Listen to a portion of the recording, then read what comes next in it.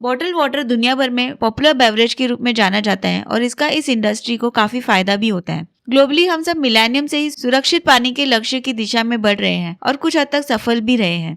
2020 में 74% लोगों के पास सुरक्षित पानी पहुंच चुका है, लेकिन इसके बावजूद भी 2 मिलियन लोग आज भी सेफ ड्रिंकिंग वाटर के लिए तरसते हैं। वहीं बॉटल वाटर इंडस्ट्री हमारे एक्वीफर्स और सरफेस वाटर को एक्सप्लॉइट करके हमें नल के पानी की तुलना में 150 से 1000 गुना अधिक कीमत पर बेचते हैं। यूएन यूनिवर्सिटी के institute for water environment and health के अनुसार बॉटल वाटर मार्केट का ग्रोथ 73% तक बढ़ गया है और ऐसा माना जाता है कि 2021 में 350 बिलियन लीटर से बढ़कर 2030 तक 460 बिलियन लीटर हो सकता है। इसके साथ ही बॉटल वाटर इंडस्ट्री सिर्फ पानी नहीं बेच रही है बल्कि प्लास्टिक पोल्यूशन का कारण बन रही है। 2021 में इंडस्ट्री ने 600 बिलियन प्लास्टिक बॉटल्स प्रोड्यूस किया, जिनमें से 85% सिंगल यूज प्लास्टिक बॉटल्स हमारे भूमि को प्रदूषित कर रही हैं, जिन्हें नष्ट होने में 500 से 1000 साल लग सकते हैं। वहीं एक प्लास्टिक की बोतल को बनाने में 17 से 35 लीटर पानी लगता है। कई विकासशील देश पानी की कमी को पूरा करने के लिए बॉटल वाटर पर निर्भर है। यूएनयू की रिपोर्ट के अनुसार इजिप्ट में पानी की कमी के कारण 2018 से 2021 के बीच सबसे ज्यादा बॉटल वाटर का इस्तेमाल हुआ।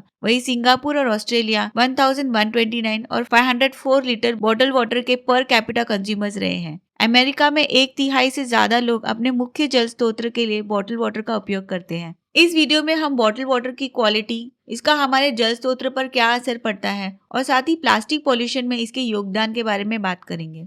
एक सबसे बड़ा कारण जिसकी वजह से बॉटल वाटर को अवॉइड करना चाहिए वो है इसका अननोन सोर्स। जैसा कुछ सप्लायर्स दावा करते हैं कि ये पानी ग्राउंड वाटर, स्प्रिंग्स, कुएं या दूसरे नेचुरल सोर्सेज से आता है, ये सच नहीं होता। वास्तव में जो पानी आप पी रहे होते हैं वो ज्यादातर म्युनिसिपल टैप वाटर ही होता है, जो सिर्फ फिल्टर किया हुआ होता है। इसलिए हम ये नहीं कह सकते कि ये पानी नल के पानी से ज्यादा सुरक्षित या स्वास्थ्यवर्धक होता है। इनमें से कुछ कंपनीज इस पानी को अलग अलग प्रोसेस जैसे डिस्टिलेशन, रिवर्स ऑस्मोसिस, फिल्ट्रेशन, डीआयोनाइजेशन और ओजोनेशन का उपयोग करके पानी का उपचार करती हैं। बॉटल वाटर इसलिए खराब माना जाता है क्योंकि पानी को बॉटल्स में भरने में हमारे वाटर सिस्टम पर इसका बहुत बुरा असर पड़ता है, क्योंकि इस काम को करने के लिए अंधाधुंध वाटर माइनिंग की जाती है। वाटर माइनिंग वो प्रक्रिया है जिसमें ये कंपनी जमीन की ड्रिलिंग करके बहुत ज्यादा मात्रा में ग्राउंड वाटर को पंप करके निकालती है, जिससे ग्राउंड वाटर कम हो जाता है और पानी की सप्लाई खत्म होने का खतरा होने लगता है। ये कंपनी ग्राउंड वाटर को पंप करके निकालती है और फिर उसे बॉटल्स में भरकर दुनिया भर में बेचती है।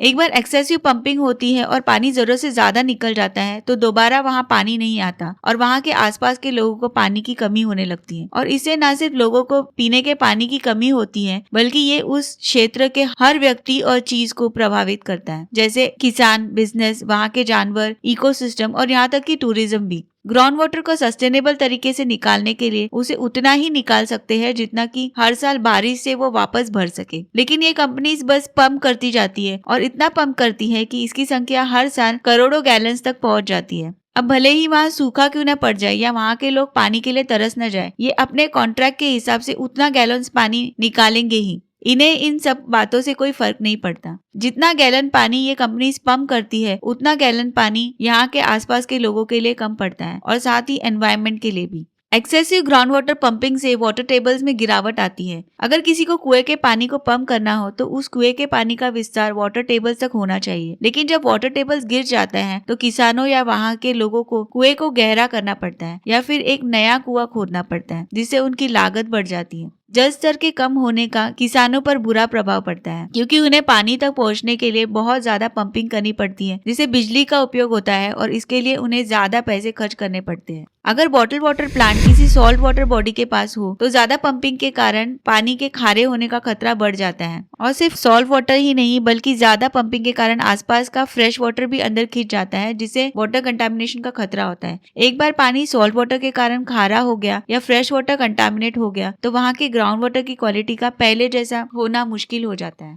लेक्स, रिवर, स्ट्रीम्स और ग्राउंड वाटर सारे एक दूसरे से जुड़े होते हैं। कई बार ग्राउंड वाटर के रिवर बेड से हॉरिजॉन्टली माइग्रेट होने से नदियों में पानी आता है। इसी वजह से नदियां लंबे समय तक बारिश न होने पर भी बहती रहती है। ग्राउंड वाटर डिप्लीशन से लेक्स और वेटलैंड्स प्रभावित हो सकते हैं, क्योंकि ये लेक्स और वेटलैंड्स में पानी के प्रभाव को बाधित कर सकती हैं या फिर उन वाटर बॉडी से एक्वीफर्स में जाने की दर में वृद्धि कर सकती हैं। सबसे जरूरी बात यह है कि पौधों को बढ़ने के लिए पानी की जरूरत होती है और ग्राउंड वाटर के सूख जाने से वे पानी तक पहुंच नहीं पाते, जिससे वे अच्छी तरह से विकसित नहीं हो पाते हैं। इन सब चीजों से वाटर लेवल कम हो जाता है, जिससे आसपास के पौधे और जानवरों को पानी नहीं मिल पाता और उनकी मृत्यु हो जाती है। बॉटल वाटर को अक्सर नल के पानी की तुलना में ज्यादा अच्छा माना जाता है। नल के पानी की क्वालिटी ज्यादातर अच्छी होती है और वो पीने के लिए सुरक्षित भी होता है। इस पानी का अच्छी तरह से परीक्षण किया जाता है और ये सारे वाटर क्वालिटी पैरामीटर्स पर खरे भी उतरते हैं, जबकि बॉटल वाटर आमतौर पर उतना ज्यादा रेगुलेटेड नहीं होता और इसका उतना अच्छी तरह से परीक्षण भी नहीं किया जाता। बॉटल वाटर की क्वालिटी अलग अलग कारणों से कम या ज्यादा हो सकती है। एग्जाम्पल के तौर पर पानी कहाँ से आ रहा है या उसका ओरिजिन या सोर्स क्या है, इससे उसका क्वालिटी का पता चलता है। इन बॉटल वाटर में मटेरियल कंपोजिशन अलग अलग हो सकते हैं, फिर चाहे वो बॉटल अलग ब्रांड्स की हो, एक ही ब्रांड के अलग कंट्रीज और यहाँ तक कि एक ही बैच के अलग अलग कंपोजिशन भी हो सकते हैं। इनके ट्रीटमेंट प्रोसेसेस जैसे क्लोरीनेशन, ओजोनेशन, अल्ट्रावायलेट डिसइंफेक्शन और रिवर्स ऑस्मोसिस, स्टोरेज कंडीशंस और ये किस तरह के पैकेजिंग मटेरियल का इस्तेमाल करते हैं, इन सब का भी पानी की क्वालिटी पर असर पड़ता है। इससे हमें ये पता चलता है कि बॉटल वाटर को हमेशा सेफ और प्योर ड्रिंकिंग सोर्स नहीं माना जा सकता। हालांकि हमेशा इस तरह के वाटर कंटामिनेशन के होने की चांसेस कम है, लेकिन जिन सोर्सेस से पानी लिया जाता है, फिर चाहे वो स्प्रिंग हो, कुएं हो या सरफेस वाटर, हर जगह वाटर कंटामिनेट होते ही है।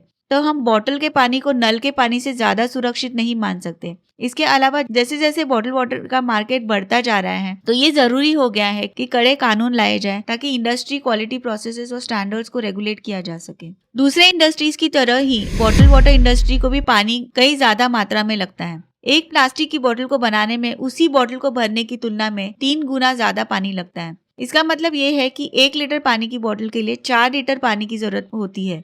अनुमान लगाया जाता है कि कोका कोला को 1 लीटर पानी की बोतल के लिए 1.95 लीटर पानी लगता है, यूनिलीवर को 3.3 लीटर और नेस्ले को 4.1 लीटर पानी की जरूरत पड़ती है।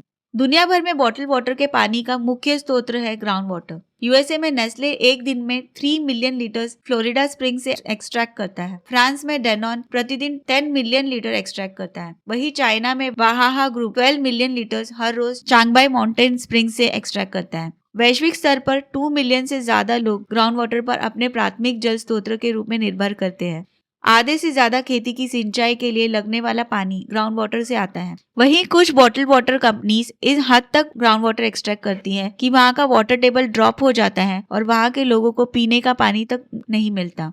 इन कंपनीज के खिलाफ कई लड़ाइयां भी लड़ी गई। ऐसे कई केसेस सामने आए हैं, जैसे यूएस में वॉशिंगटन, मिशिगन, कैलिफोर्निया और अफ्रीका और भारत में भी ग्राउंड वाटर डिप्लीशन को लेकर कई cases in bottle water companies पर चल रहे हैं। जहां से पानी बोतल बंद करने के लिए एक्सट्रैक्ट होते हैं, वहां लोगों, जानवरों और पौधों के लिए भी पानी नहीं बचता और फिर जब उनके पास पानी नहीं होता तो ये कंपनीज उन्हीं को वहीं का पानी बोतल में बंद करके बेचती हैं। Impact on the environment. Bottle water companies सिर्फ पानी नहीं बेचती बल्कि प्लास्टिक की बॉटल्स भी बेचती हैं। वैश्विक स्तर पर हर मिनट 10 लाख से ज्यादा बॉटल्स बेची जाती है, जो सिंगल यूज के साथ प्लास्टिक पोल्यूशन का कारण बनते हैं। हर साल लगभग 400 मिलियन टन प्लास्टिक वेस्ट जमा होता है और इन प्लास्टिक्स को नष्ट होने में 1000 साल का समय लग जाता है। ज्यादातर पानी पेट बॉटल्स में बेचा जाता है, जिसका 85% लैंडफिल्स में कचरे के रूप में निपटान होता है। इनमें से कई प्लास्टिक की बॉटल्स ओशंस में जाकर समुद्र वातावरण को नुकसान पहुंचाती हैं। समुद्री जानवरों द्वारा प्लास्टिक के टुकड़े खाने से अक्सर इन्हें सीवियर इंजरीज और यहाँ तक कि मौत भी हो जाती है, जिससे एक्वेटिक सिस्टम पर बुरा असर पड़ता है। इतना ही नहीं, ये शहरों और कस्बों में सीवेज सिस्टम की रुकावट में भी योगदान देता है और साथ ही नदियों, झीलों और समुद्र तटों को खराब करता है।